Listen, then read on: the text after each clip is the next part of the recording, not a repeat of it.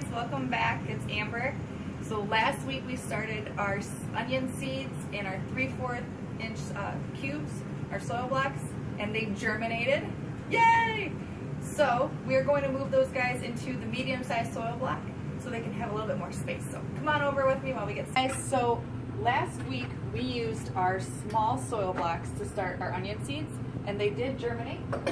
If you can see right there, we've got a few guys already started.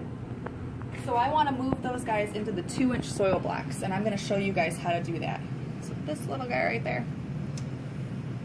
Now when you get your 2-inch soil blocks, they will have this preset on it, and this little nodule is for starting seeds in your 2-inch. Now I've already started my seeds in the cubes, so I have set the cubes as our little notch inlet for our 2-inch cubes. So now there is a third set of soil blocks that you can get, which is actually a 4-inch cube, which would be where these guys would sit into. And those, the 4-inch are kind of nice to have if you're going to do tomato plants or pepper plants and you want to keep them indoors a little bit longer. That'll give them a little bit more space to breathe until you take them out into the garden. However, I don't have that one yet. I'm not doing too many of those tomato or pepper plants, but we'll see. So let's get started making our soil blocks. So last week we made our soil mix full of plant happy foods. And this week we're going to take that same mix, and the consistency again, it's like thick brownie mix, or if you're up here in Michigan, it's like really good packing snow. So we're going to take that really good soil, same thing as we did last week with those two, with the smaller soil blocks, and we're just going to mix it, or push it right down. Try to get that as firmly packed in there as you can. Again, the good packing snow. And press up. So what you should end up with is a nice little cube like this. Now if you notice, here, I'll put it here. You notice the cube is already cut out and ready for our little baby cubes to go inside. Now again, I have my baking sheet on a heated mat, and this heated mat is going to bring the ambient air temperature up to about 70 degrees to help these guys grow. Now one thing I didn't mention last week is that I do use like a saran wrap or a plastic wrap over top of my smaller soil seeds or soil blocks to help them germinate. Now once they're germinated, you want to get them out of there so they have a little bit more space to breathe.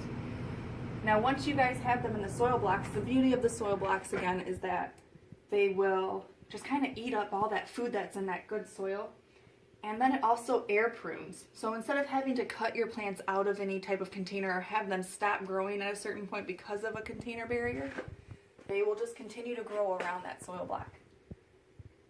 So with that being said, all you have to do is drop in your little soil block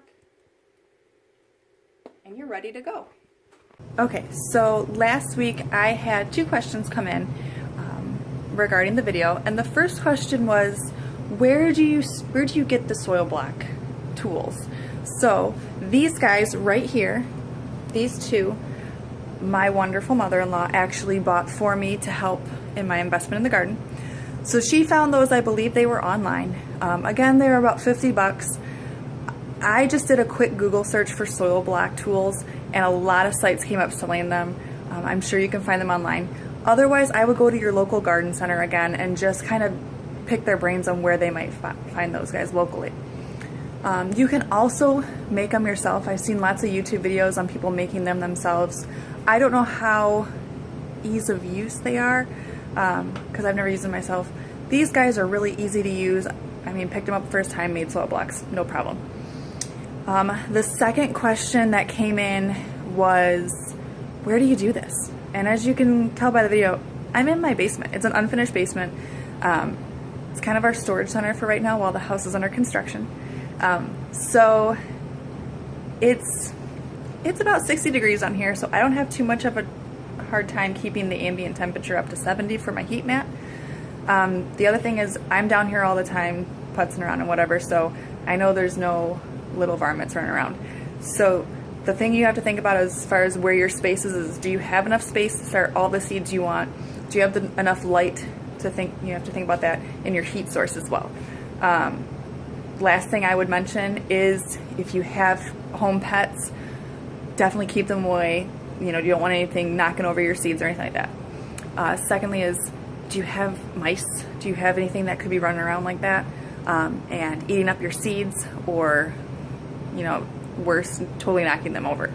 So kind of keep that out. If you're not really sure about that, or you have like your seeds growing in a garage or a space not really used by too many people, I would throw down some mice repellent or mice traps, or however you want to do that, and just kind of keep them away, or else they're going to eat your food before you do.